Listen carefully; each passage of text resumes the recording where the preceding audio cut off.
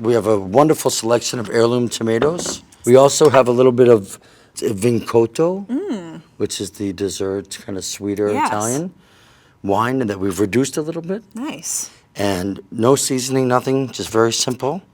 And we're going to drizzle the plate with that. Ooh, that's so unique. I love it. And we have a little basil puree, just simply basil and extra virgin olive oil here. Look at that color on that. Yeah, so vibrant and green. Do you blanch the basil first when you do that? You have to blanch it and then shock it, dry it out, It's a process. puree it, little ice water, salt, pepper.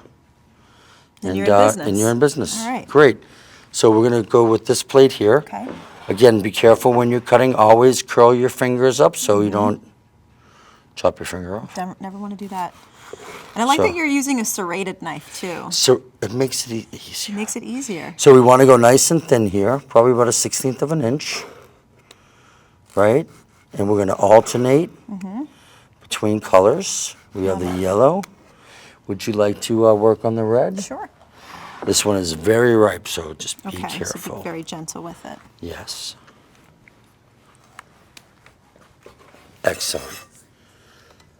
Look at the veins. This looks like coloring. a Cherokee purple. Yes, it's What do you think? beautiful. Well, look at that. Look at that Isn't color. that wild? That's nice, right? Okay, let's go with the little green guy over here. Okay. Nice heirloom variety.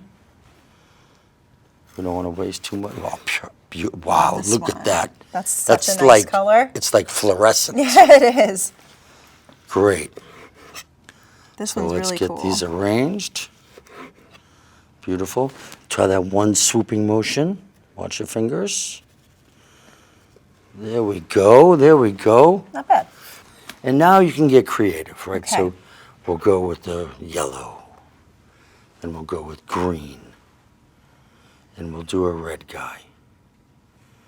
Then we'll do a yellow. And we'll do a red. We're going to mix it up a little bit. I like it. Then we'll go the green.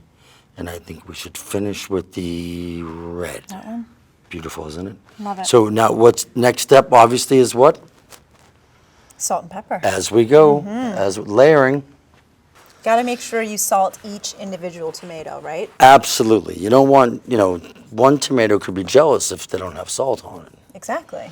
And You the other gotta- tomato's like, you oh, gotta I'm be fine. fair. But this guy's like bumming out because he doesn't have any pepper and salt on him.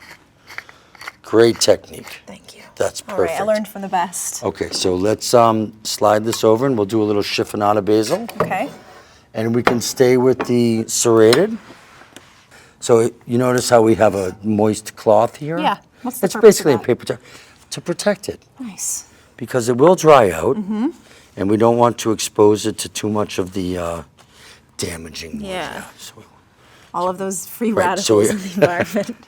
so we have beautiful leaves of basil, and we want kind of just grab them together. Okay. Same way, stem side down, point at the top, and you want to just kind of roll them up a little bit.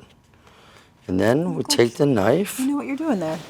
well, a thing or two, once or twice, and right back, right? So we'll discard So that. just one single back slice. It's, when you're dealing with herbs, parsley or sage Yeah. or rosemary, thyme, one quick pop, boom. Because you don't want to bruise them too much, right? Right.